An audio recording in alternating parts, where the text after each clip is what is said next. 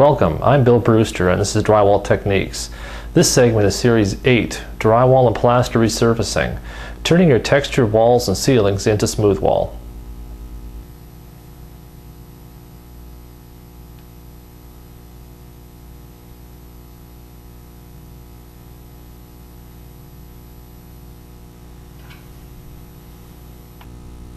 One of the first things you're going to want to do prior to doing any mudding is on old plaster and sheetrock walls, it has a tendency to have a buildup of oily residue from either oil stoves or just cooking in general.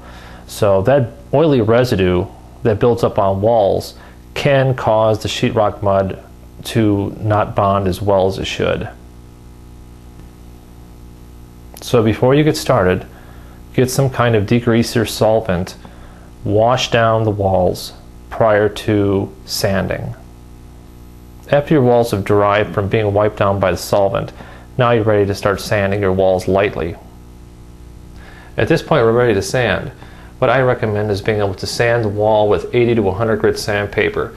That helps get off any really heavy high edges of your texture and also helps cut down the gloss of your paint, so your mud would bond a lot better.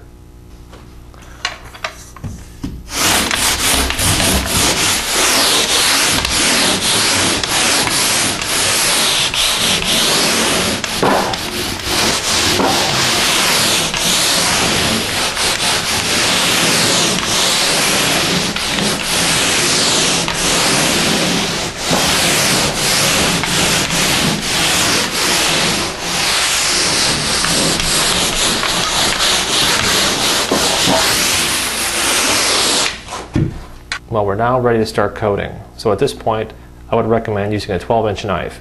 We have our all-purpose mud mixed up and we're ready to start coating.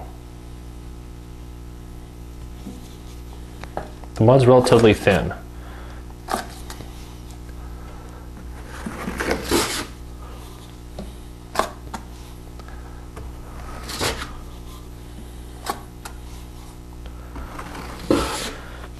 It's going to take quite a bit of mud to fill in between the cracks and crevices of the texture.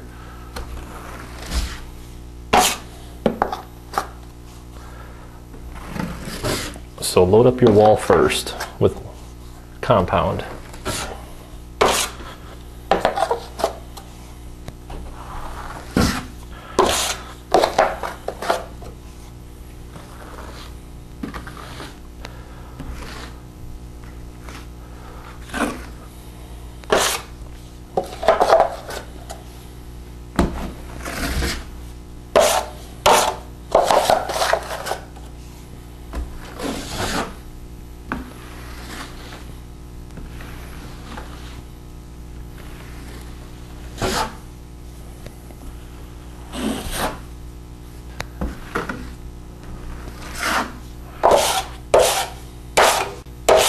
After loading up the wall, we're ready to start wiping it down. What we'll be doing is we'll be floating it with our knives, not taking it all off, but as we wipe down the wall, we just kind of skim lightly over the top of the texture.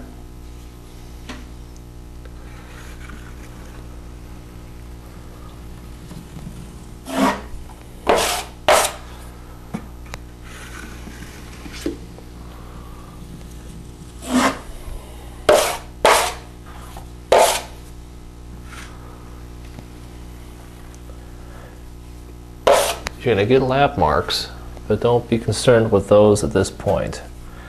Once this coat dries, we'll sand the lap marks out.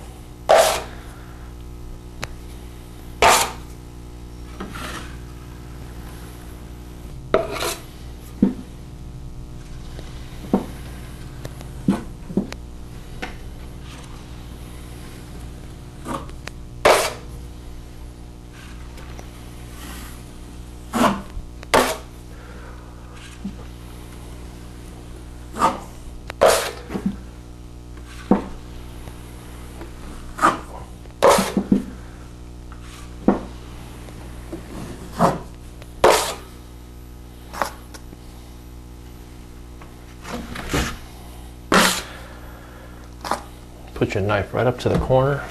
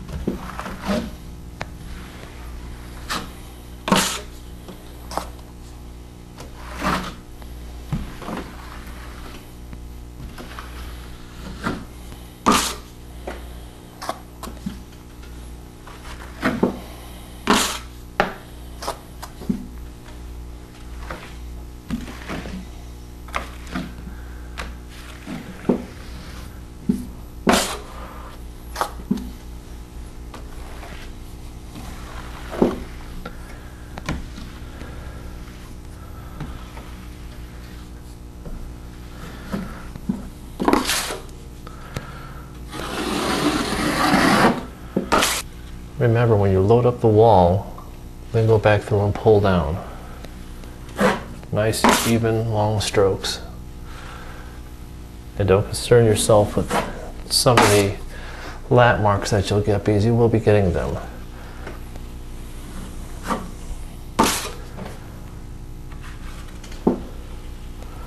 At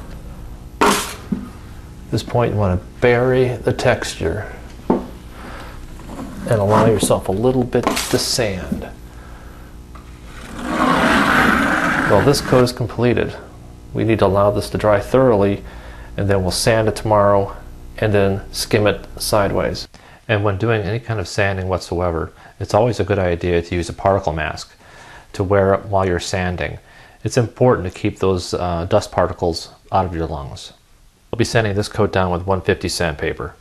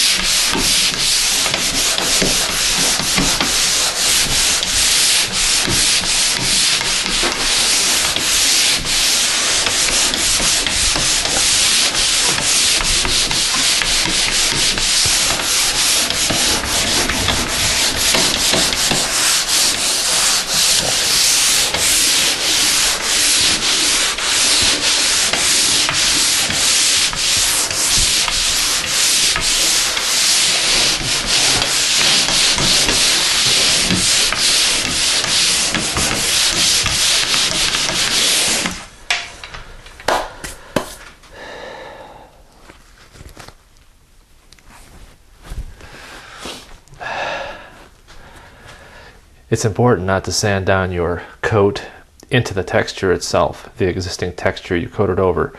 Make sure you have a nice coat of mud thoroughly over the top of it.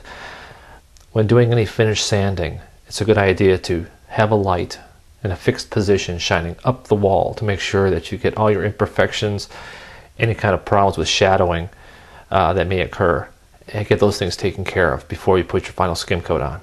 Now that we have the wall sanded out, we're ready to start our tight skim coat. As you remember, our first coat was vertically applied. The second coat was horizontally applied. Now the final skim coat will be vertically applied.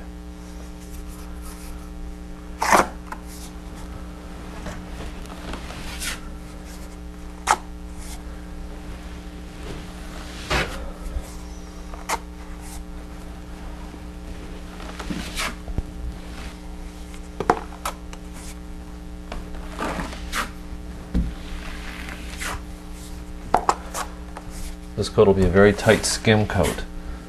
Essentially, it'll be put on and taken right off.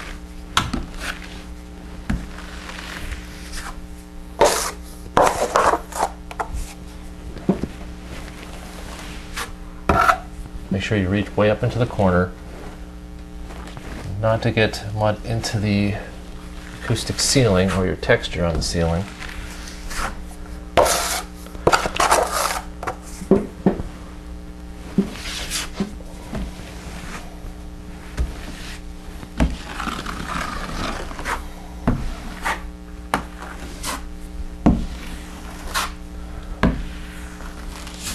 there are no skips or gaps in the mud. The entire wall surface that you're going to be skimming out is covered. And it's best to take it in section by section. Not too large a section at one time. Then start skimming it off. This part's very easy. Not like having to float the mud on previous coats. It's just taken straight off.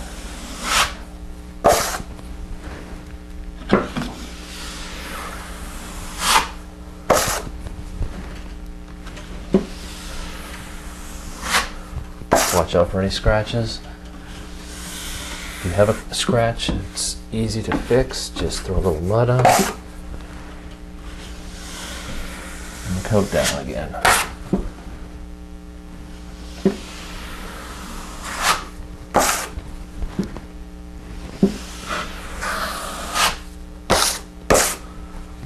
When you come into a corner, you may have to pull in sideways into the corner to blend into that angle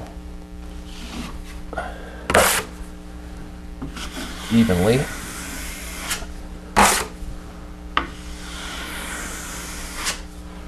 Remember, the smoother this coat is, the easier your finish sand will be.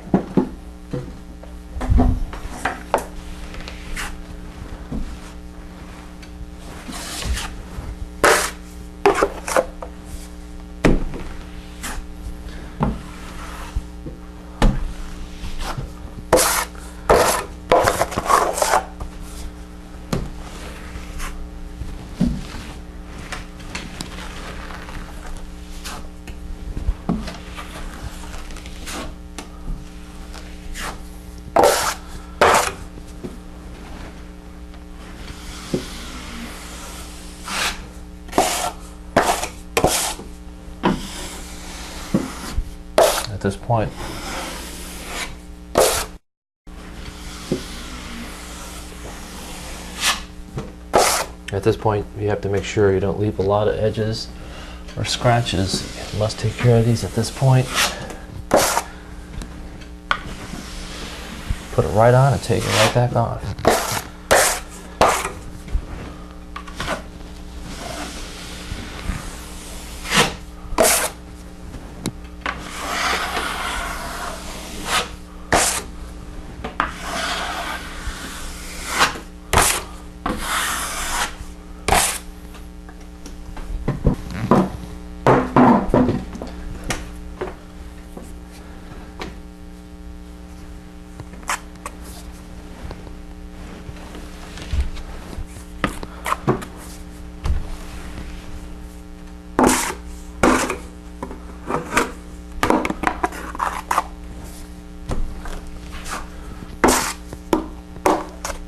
When applying the mud after sanding the wall, the mud may have a tendency to want to roll off the wall due to the dust.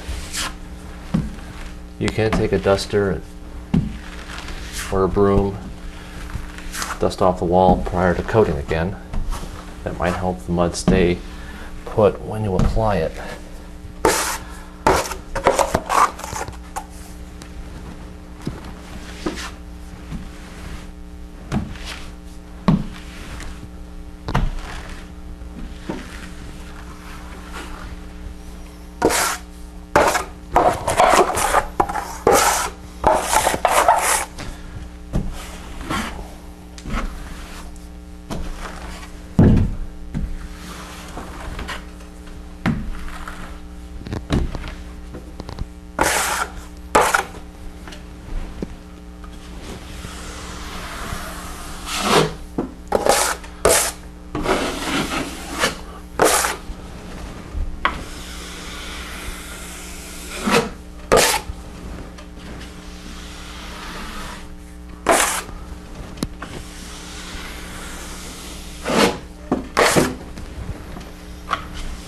Again, you apply it on,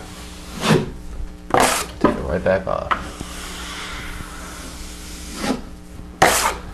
This is a 3-coat method,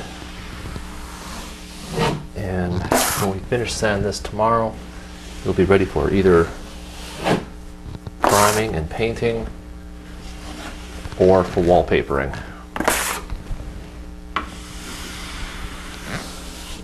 This product will be definitely good enough for smooth wall paint only.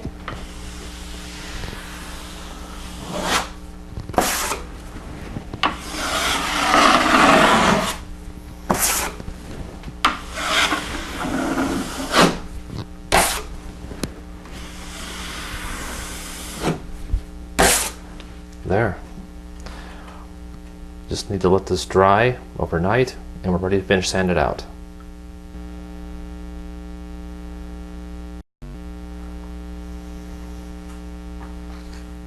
It's always a good idea when you're sanding to wear a particle mask. Now we're ready to sand out our putty coat, and we'll be using a fine, extra fine sanding sponge and a halogen light. To finish sand, we'll be using a high-powered light. And it's a good thing to remember when you're using the light, you shine it up the wall, not directly at the wall.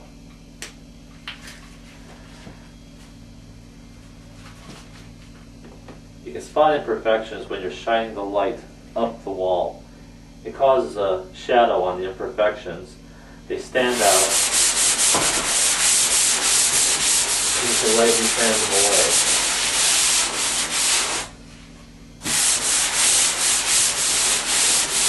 If you directed the light directly at the wall or ceiling, you would flood out the wall with light and you wouldn't see any imperfections at all. So you can hold the light upwards. It's always good to start off in one particular spot so you don't lose track. Start from corner and work your way over.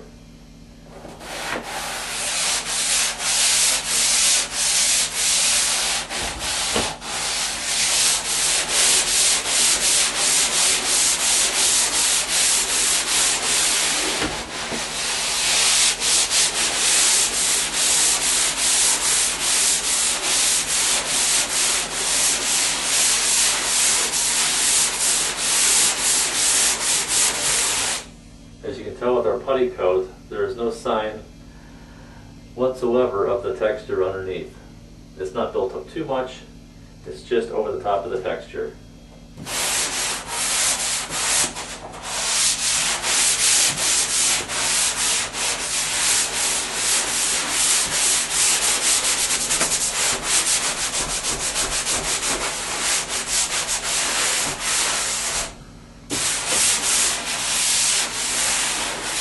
Now when you do touch up with this kind of material, you can either use a pencil, lightly mark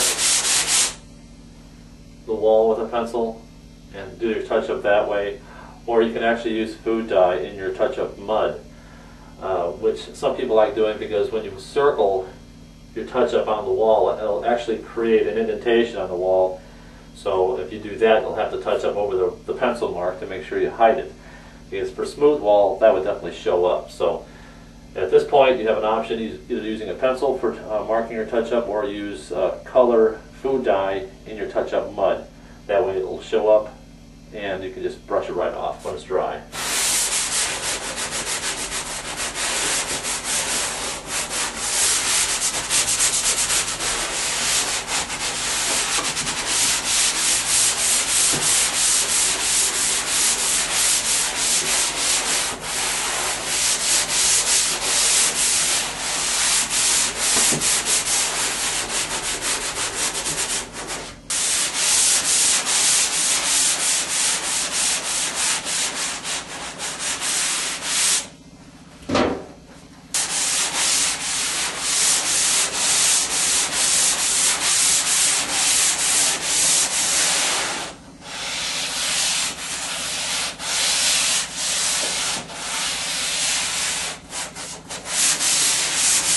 Using these kind of sanding sponges with the diagonal cut edge to it, very easy to cut into your angle, to the soft mud.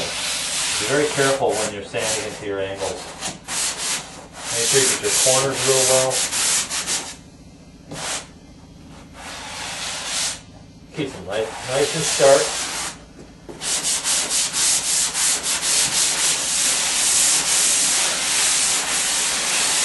very careful not to sand too deep into the textures underneath.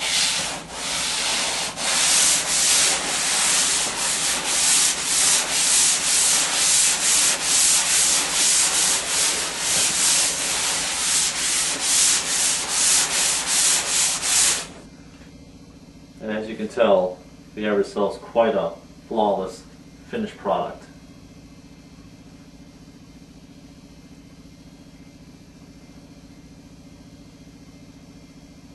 Ready for PVA in the paint. This is the end of our segment, and thanks for watching Drywall Techniques.